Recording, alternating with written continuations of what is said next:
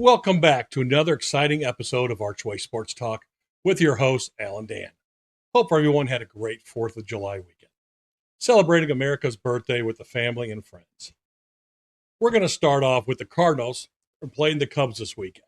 And yes, the Bats woke up big time, clubbing the Cubbies 17-1 in the first game and beating them in the second game 3-0. And then they're going for the sweep on Sunday. Dan will have stats for all three games on his next segment coming up. I'll give you a quick recap of the games this weekend, guys.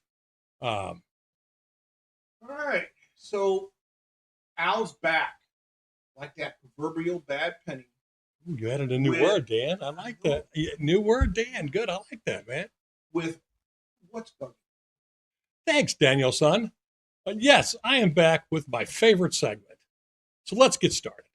This week, I would like to talk about the so-called injured list in baseball and hockey, and why every injury is so secretive, whether it is day-to-day or a 10-day or even longer. In hockey, they always say it is a lower or upper body injury. That could be anything from a broken ankle, torn ligament in his knee, and possible a broken rib or wrist for the upper body. Same with baseball. But at least in baseball, you can see the player get injured while running the bases or getting hit by a 100-mile-an-hour fastball. That's going to definitely leave a mark. Fans need to know more about the injuries and not be left guessing whether the player is close or needs surgery or is just being left out for other reasons. I know because of medical privacy, the teams are limited to what they can say to the media. I'm not asking for a full medical chart, just an explanation in plain English what the injury is. This is especially important to the sports betting fans who are spending their hard-earned money on each player, every stat, every swing, every minute of the ice and overtime. Maybe they should do something else with the money. Yeah, maybe invest in gold. That'd be a good thing to invest in. Yeah. Trust me, we can handle the truth. Remember, we, the fans, are paying for most of their over-the-top salaries and deserve to be better informed about the player's injury status. Actually, we're paying. Well, yeah, we are paying their salaries, Dan. I just want to make a little comment about that, guys. I'm going to have Dan. I think Dan has a few thoughts on that matter. Yeah, Al, I think a lot of it has to do with they're so secretive with injuries so that when a player is coming back and maybe they're not 100%, it's so that other teams can't take liberties and cheap shots with those players and kind of target those injured areas, especially like in hockey. If you know that somebody's coming back from, right, you know, you might take an extra shot at him or run to the boards or something. Exactly. Not that they say they would do that, but come on, let's be honest. They do that. So that is part of it as to why they do it. The other part is I guess unless it's in a contract or something, I don't know that they can disclose a whole lot about a player's medical. It could be something in the contract. Like I said, I don't know for sure. You know, there are HIPAA laws, right? Right. They're just so vague on the injuries. I mean, like I said, in hockey, they could have got run on the boards. You don't know if they've got a broken rib, sprained wrist, or never. Unless it's real obvious. But there's a lot of money going on in gambling now because every corner you see a gambling commercial. And they bet on everything. Injuries, how long they're going to be out, go on everything. The internet without gambling being brought up. Here, bet on this. Bet on that. And we talked about an earlier podcast, so it is getting kind of frustrating. But like I said, I don't mind gambling myself once in a while. But it is getting a little bit crazy out there. So we're going to move on to Cardinals Corner. What do you got for us, Dan? The Cardinals announced that they have brought up relief pitcher Ryan Fernandez to take the roster spot of Ryan. I can't stand it as he is headed to paternity leave. Yeah. What, Dan? I didn't even know that he was pregnant. Wow. Maybe that's why he's so inconsistent. He was hiding it well if he was. I tell you. Maybe that was more than a beer gut. What in the world did I just see, Al? Was that Matthew Liberatore going 5 innings pitched? Holy cow. But there there he was, fighting for his starting pitching life, throwing 98 pitches, giving up 1 hit, 1 earned run, 4 base on balls, and 9 Ks, on his way to a 5-3 win over the Braves in Atlanta. Relief pitcher Riley O'Brien came in the ninth to shut down the game for the Cardinals, earning his 21st save. Offensively, the Birds' bats have not taken flight, scoring 5 runs on only 6 hits. Thanks to outfielders Nelson Velasquez, his 3rd, and Nathan Church, his 6th, whose home runs provided all the scoring that was necessary for our St. Louis Bridge. What has gotten into Nathan Church? My God, he can play the outfield, but Maybe he's sensing Baez is on his way. Yeah, and I don't think he wants to go back down to the minors. I don't think he writes I right don't that. think he would. I think he'd become a 4th outfielder. Yeah, But I don't. he's definitely a plus outfielder for sure. And if he just brings a little bat to the table, that's even a plus. And he'd only be a 4th outfielder until Newbar is traded. Mm-hmm. And then he'd go right back in the center. But on Wednesday the 1st, the Cardinals played the Braves in the 2nd game of the series. Starting pitcher Michael McGreevy took the mound, throwing 87 pitches over 6 innings pitched. His typical pitching. McGreevy gave up 3 hits, 2 runs, 1 base on ball while striking out 3. Justin Brutal Brule came into the game in the 8th with the Birds down by 1 and managed to pitch a 1/3 of an inning, and then it was over. Offensively, Cardinals' bats remained dormant. They scored 1 run on 2 hits, walking once and striking out on 11. Yikes. Ivan Herrera Not good. had a double and scored on an RBI single by outfielder Jordan Walker. On Thursday the 2nd, the Cardinals and the Braves played the rubber game of their match. The Birds jumped on Atlanta early for 3 runs in the first, including a 3-run bomb by outfielder Jordan Walker, his 19th. Starting pitcher Dustin May gave that lead right back to the Braves as he threw 34 pitches over 2/3 of an innings pitch, giving up 5 hits, 5 runs, walking 2, striking out 1. May also took a line drive off his ankle by outfielder DH Dominic Smith that led to May leaving the game early. So the game then belonged to the bullpen. And they were lights out as they didn't allow another run to score. They definitely stepped up, Dan. They stepped up big time. To, yeah. Because essentially it became a bullpen game. Yep. Right? Yep. When you only go 2/3. In addition to Walker's dinger, the Cardinals got some healthy at-bats as outfielder Nathan Church, first baseman Alec Burleson each went yard. Nathan Church's 7th and Burleson's 14th, respectively. But it wasn't just long ball. St. Louis scored 11 runs on 15 hits, while walking 3 times and striking out only 4 times. That's a lot better than 11, ain't it? Yeah, but still, 15 times in 2 games. That's a lot of strikeouts, man. A lot of strikeouts. In the 7th inning, the Cardinals put the game out of reach as they had a Seagram's inning, scoring 7 in 7.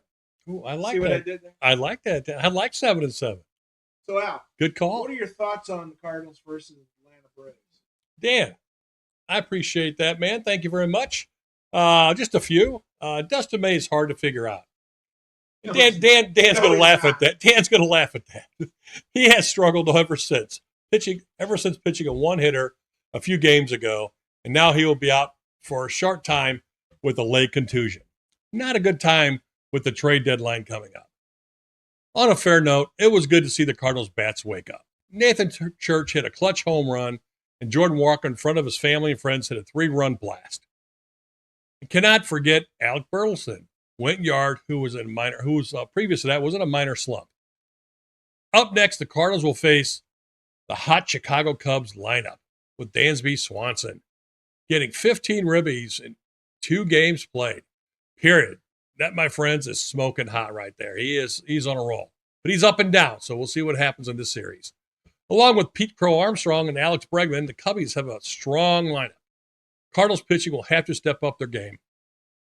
They will have to step their game up this 4th of July this weekend, guys. P.S. Happy birthday to America. Actually, happy 250th birthday from Alan Dan. And also producer Zach, Archway Sports Talk. Happy birthday, America. On Friday, Dan, what you got on Friday? On Friday, our Cardinals found themselves in the Windy City to play the Baby Bears and put a beat down on them, winning the game 17-1. For those keeping score at home, that's 28 runs in the last 2 games, which is more than they have scored in the last 2 weeks. Starting pitcher Andre Palante didn't look as sharp as he has in previous outings, but he didn't have to be on his way to his team-leading 10th win of the season. Who would have thunk that? Yeah, we were wanting to send him down and send him to the lab. We were wanting a month ago. To get rid of him. Yeah, we were wanting to train him. I didn't think he'd have 10 wins on the season, let alone at the halfway mark. Well, look at it this way. He made some adjustments. He proved he's a big leaguer. He worked hard at it, and he's made it. He made a couple changes in his pitching, and it's showing. Hope he keeps it up. This season could be a season that the organization has to rethink how they view him. Palante threw 102 pitches over 5 2/3 innings and gave up 5 hits, 1 walk while striking out 5. His outing gave the bullpen a much-needed breather.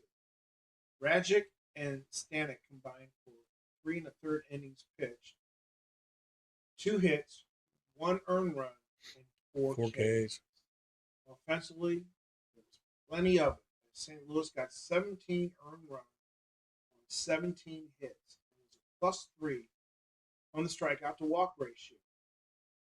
The Birds on the bat got big flies from shortstop Mason Wynn, his 4th, outfielder Nathan Church, his 8th, second in 2 games, and utility man Brian Torres, his 4th.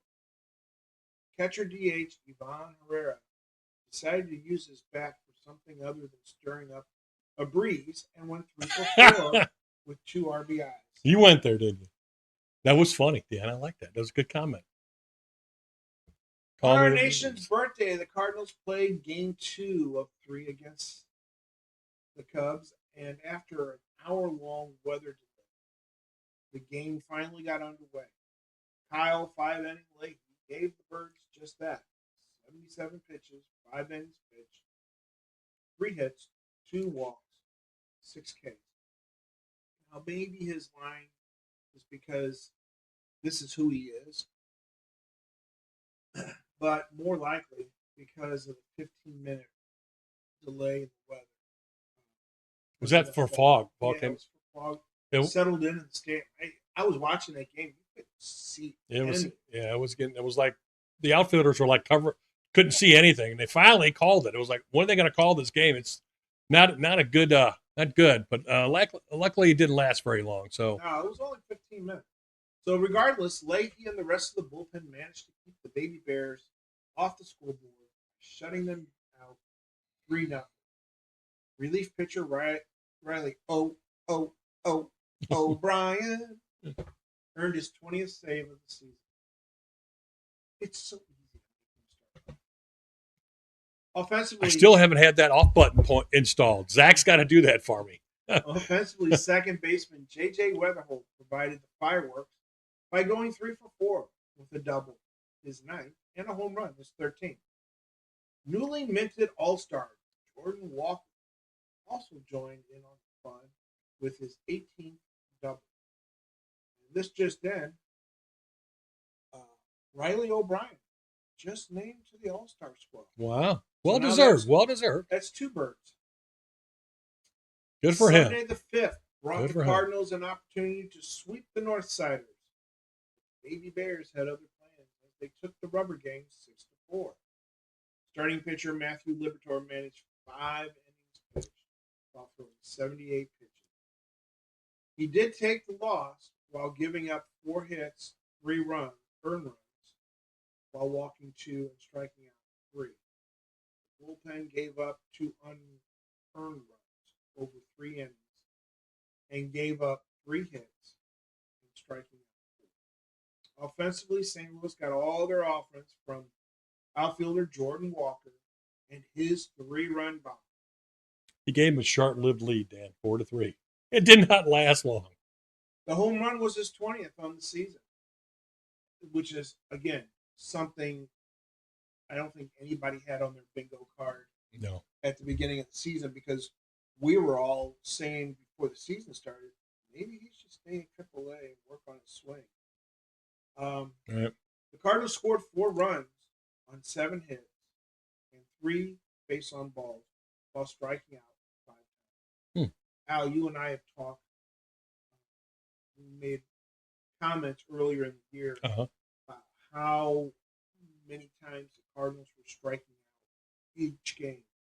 And here of late, since maybe the beginning of June, I've noticed that their overall strikeouts per the team in a game has gone considerably down to single digits on a regular basis. On a regular, yeah, they had that 11, right?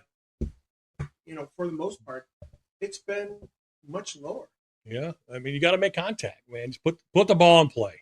Got to put the ball in play. Strikeout is the most unproductive out you can make, right? And because you don't advance runners, you don't do anything.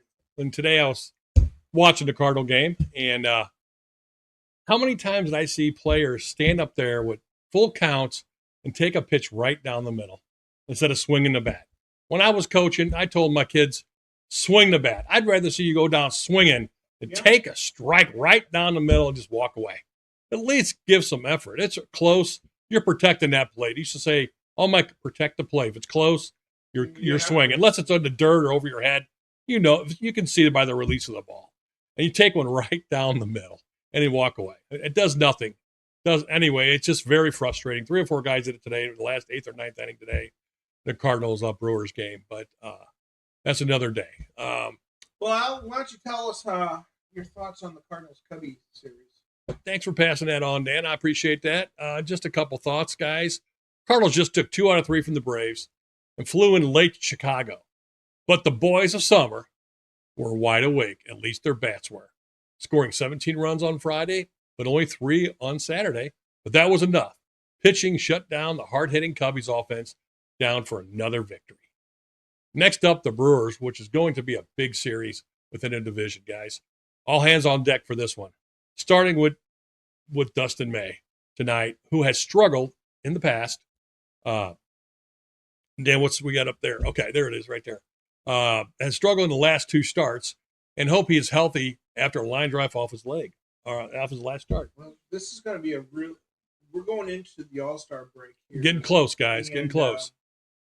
Cardinals are playing 5 games because of rainout reschedules. They're playing 5 against the Brewers and then another 3 against the Braves. So they're going to look forward to this All-Star break and just get a breather, get charged up again, because we're calling up all these guys. Some guy named Zimmerman, lefty. I've never heard of him before.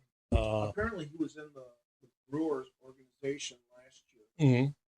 So, and then Dobbins, we'll I think talk they brought about him more next week. Yeah. But yeah, it's going to be a tough stretch for the Cardinals, these 5 games with the Brewers. But if they could come out with at least 3 wins, I'd be happy. Yeah. What do you got next, Dan? We're gonna move on. Lower your expectations. Yeah, that's true. We can always hope. We can hope. So next we got us some Blues. And on Wednesday the 1st, the Blues announced some front office changes and new hires. Keith Kachuk was promoted to advisor to the president of hockey operations, which basically means, Keith, just do whatever the hell you want. He goes and he does a lot of scouting.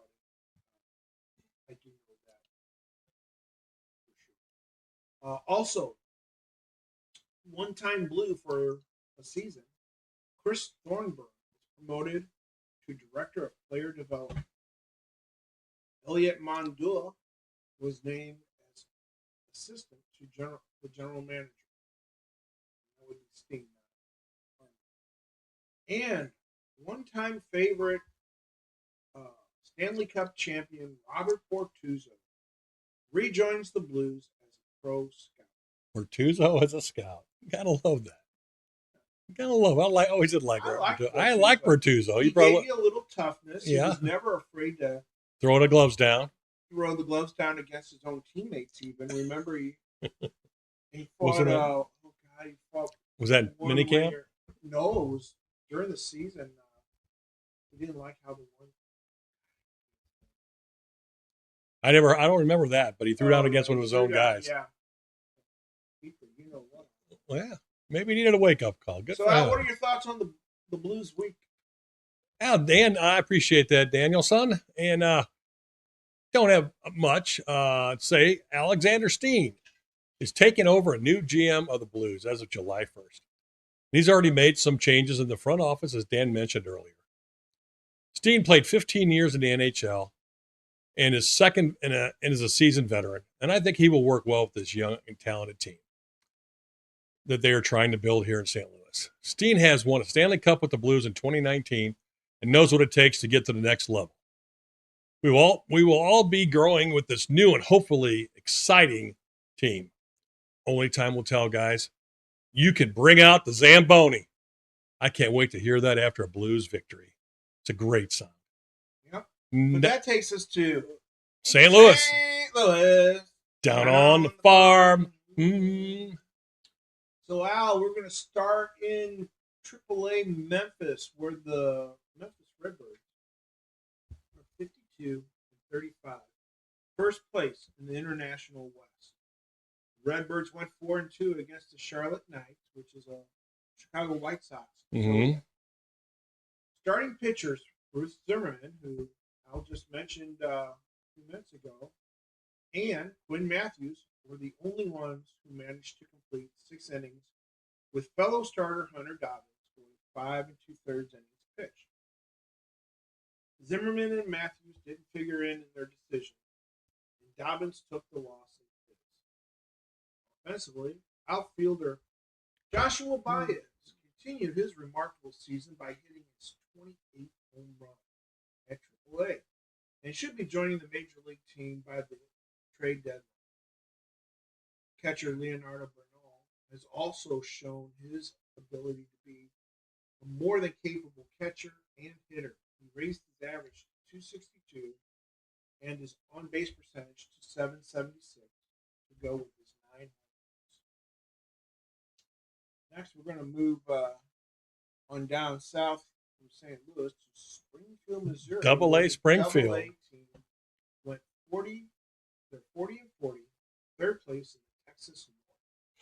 Cardinals went 4-2 against the Arkansas Travelers, which is a Mariners affiliate. The Travelers used to be the Cardinals' AAA affiliate before Cardinals moved to Memphis. Thanks for the little extra stat there. You didn't pay. No, that's why we call him Stat Man Dan. Starting pitchers Liam Doyle, 5 innings pitched and a no decision. Mm-hmm. And Durangelo Cinci, 6 innings pitched and a no decision. Were the only starters to qualify for it. It wasn't the Django Unchained, Cinci? Django Unchained. Yeah, I went there. I'm sorry, I'd sneak that in. We can do that. It's not just me giving out these monsters. Little movie Davis playing there. Also earned no decisions. Offensively, Travis Honeyman hit 368 on the week. Brody Moore 375 and both had good weeks at the plate. But it was one Bing Cho who hit 350 with 4 home runs, letting everyone know it was showtime. Showtime. Showtime. Showtime. Okay. Let's get that right. Okay. A+ Peoria, 38-42, 4th place in the Midwest. The baby Chiefs went 2-4 against the Wisconsin Timber Rattlers, Brewers organization. Starting pitching continues to be an issue with only Leonel Segura, 6 innings pitch, and Ty Van Dyke, 5 innings pitch, turning wins. Offensively, the Chiefs didn't hit much better than they pitched. Only Jose Suarez, 304, and Jack Jurevich, 286, managed to produce for Peoria. And then we're going to head on down to Florida. Palm Beach, huh? Yeah. Little single A action, huh? The single A Redbirds are 43-38. They're in first place in the Florida State League Eastern Division. The Cardinals went 3-3 at Lakeland Flying Tigers. What a stupid name. I know you didn't like that name because Tigers can't fly, right? Is that what you're saying? They can't. Tigers have never flown. Well, it does make some sense since it is Detroit's single A team. Palm Beach's starter Jack Martinez was the only starter to go 6 innings pitched, and he got the only win by a starter. Cade Crossland managed 5 innings in a losing cause. Offensively, the young Birds didn't have much success against Lakeland. So that's going to take us to I'm special. So special. Where's that button? Where's the button? I can't find it. Where's that off button? Attention. Give it to me. Thanks for that rounding rendition, Dan. I appreciate that, man. We got a special feature here. Sorry, guys. This week's segment, I will be talking about a reality check for the Cardinals with the trade deadline just around the corner. This is a tough one because no one expected the Cardinals to be in the playoff hunt at the halfway mark of the season. Yet, here they are in the wild card position with this young and talented team. Not to mention Jordan Walker coming of age and going to his first All-Star game, and well-deserved. Congratulations. Batting around 300 and driving in over 60 RBIs. We could have 80 by the All-Star break. How many games of the All-Star break? What do we got? As of today. And they played a Braves this weekend. Does your 60 include be next week? So anything he did today? No, it doesn't include today. As of today, he's at like 69. Okay, so he's got the game tonight and tomorrow. So that will be 4, and then another one is 5, and then 3 against the Braves. And 3 against the Braves, right? So he's got 5 more games. Possibly 6. Hey, and can't forget, I'm going to throw the shout out to Alec Burleson. He's got 63 ribbies. I mean, he's just continues to hit.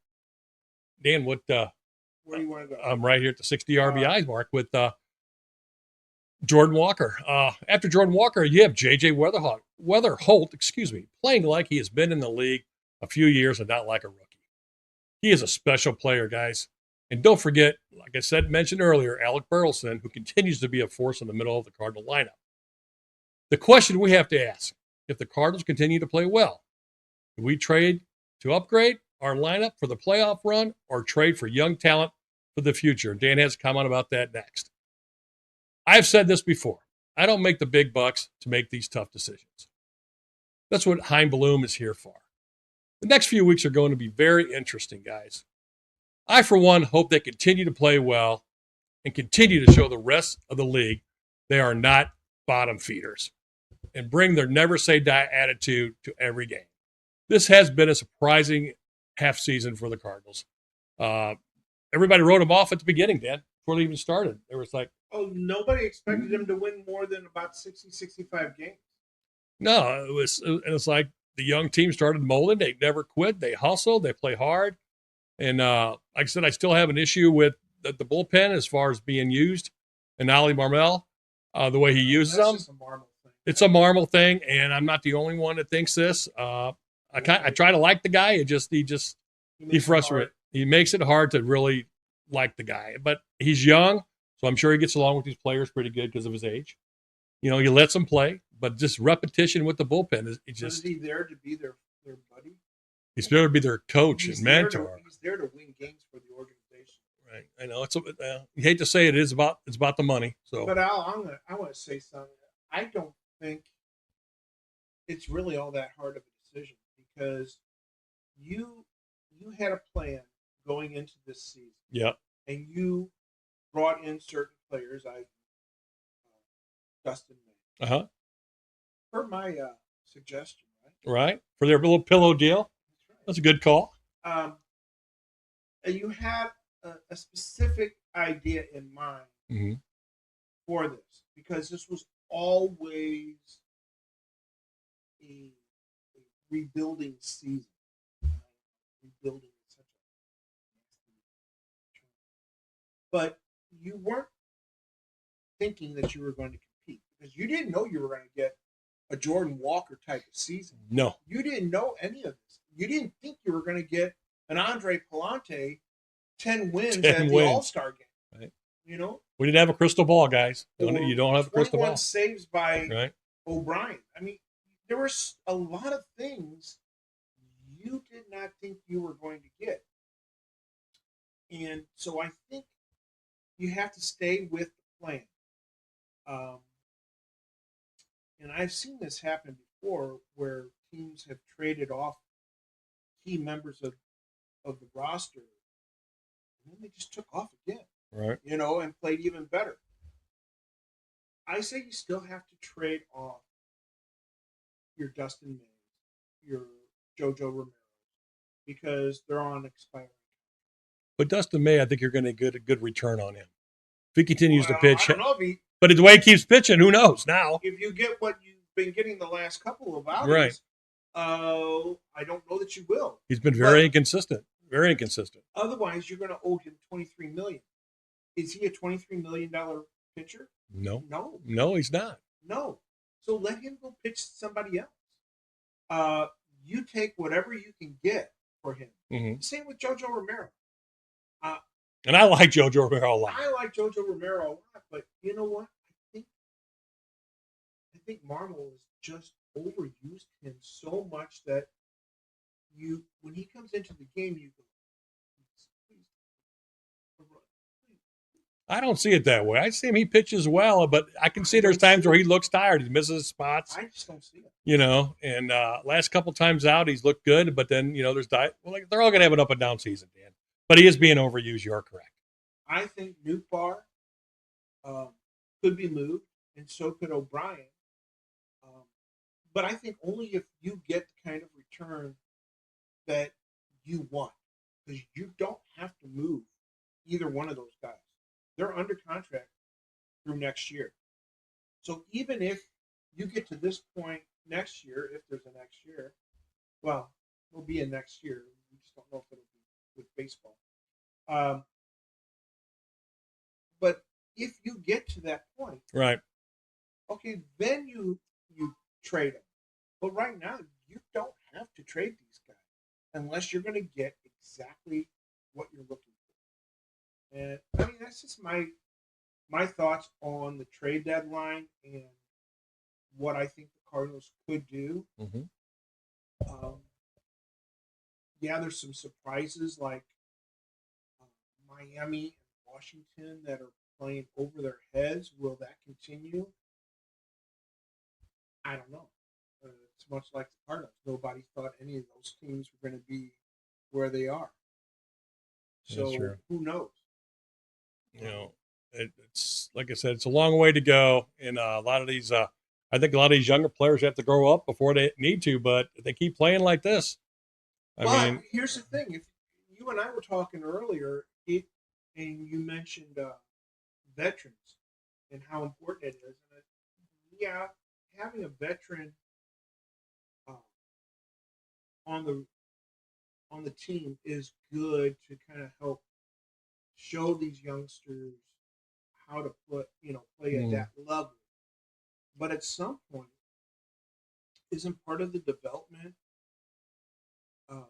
having them grow into a leadership role themselves? I mean, there's always not just not just a leadership role for baseball, but you're also developing young men. So, Right. it's not just developing ball players as much as it is leaders. And how do you do that? Well, sometimes you have to do a baptism of fire. Right. Yeah. So it's like when you're kids, your mom or dad threw you in the water and said, swim. You got to swim, right? You got to move those arms and legs. So hey, I learned my folks took me to the Y for lessons, but before that, my grandparents had a place down at the Lake of the Ozarks. My dad marched my rear end down to the lake. We went on the dock, and he picked me up, and I had a life jacket. Threw me in the water, and said, swim. At least you put a life jacket on you. Oh, yeah. At least he did that for you. The thing I got it. He was right there also, but right. He was basically sink or swim. Sink or swim, pretty much, guys. Well, it's been a learning season for the half part. There's a lot of people growing fast and on this young team.